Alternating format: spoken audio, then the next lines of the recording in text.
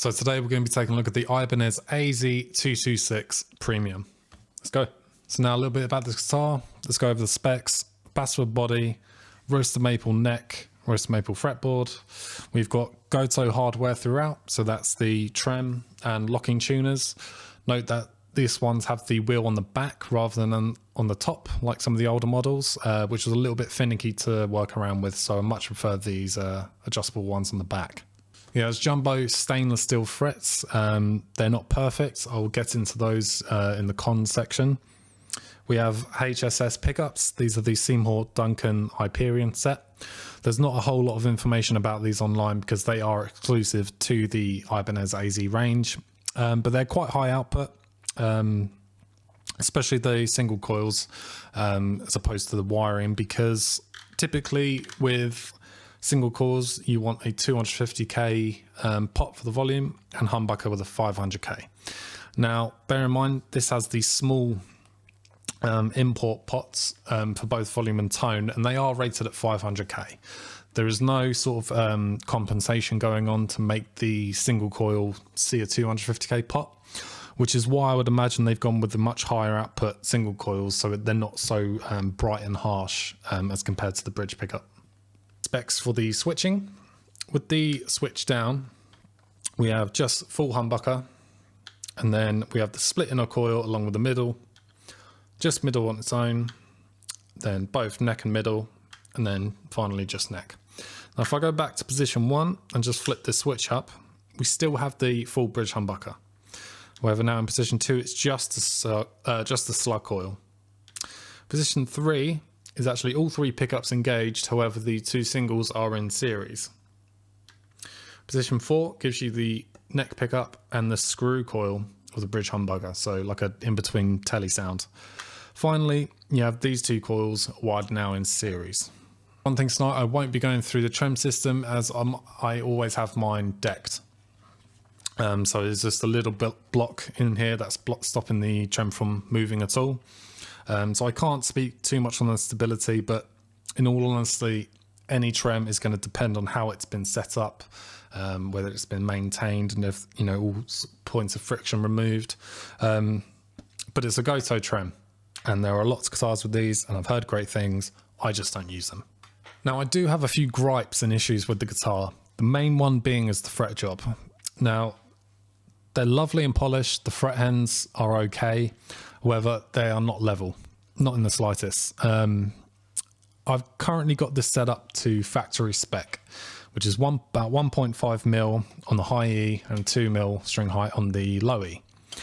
With that, I do get a lot of buzzing issues. I mean, it's not in one particular place on the neck, it is all over, because going along with the fret rocker, there are so many high frets, which I will be taking down. I've been holding off until I shoot this video because I wanted to do a review of the guitar as is before I did anything to it. So what I will be doing is giving it a full fret level, which isn't the biggest issue in the world. However, these are stainless steel frets, so it's going to take a little bit more doing, and it might even cost you a little bit more if you were taking this to a repair shop to get done. So it's just something to bear in mind. But in this price point, sort of an import guitar, it's very rare they're going to be perfect fret jobs anyway, so it's not too uncommon to have to deal with something like this. Now the next thing is the pots and wiring itself. They are the smaller sort of mini pots. Now, not that they're bad, I know they're cheaper, however my one in particular, especially the volume, became very scratchy and noisy within a matter of weeks. I've cleaned it multiple times. It's still very sticky, and that needs to be replaced ASAP. Again, I haven't done anything to it, just so I can shoot this video. Last thing is not to do with the guitar in itself, it's more just to keep an eye out. So this has luminlay side dots, which are great in practice, as long as they're charged. I've been in situations for a live gig where it's very dark, and I've completely forgotten to charge these luminlay side dots because I haven't had a guitar with them before, so it's just not something I get really used to. If these are not charged, you won't be able to see a goddamn thing on stage. This is quite a dark roasted maple neck, and it's got black inlays. Now, on the side, it's probably even hard to see them in camera. So it's a little black surrounding with the luminate in the middle. If these aren't charged, they are really dim and really not easy to see. I would like, if anyone has any tips on how to charge them and keep them charged for a long time and even charge them quicker. At the moment, I've been using my phone with the flashlight to charge them up. However, it does take a long time and they don't hold charge for very long. So if anyone's got any tips on how I could charge them a bit better, that'd be great. So let's move on to some tones. I'm going to demonstrate all of these using the Line 6 HX Stump.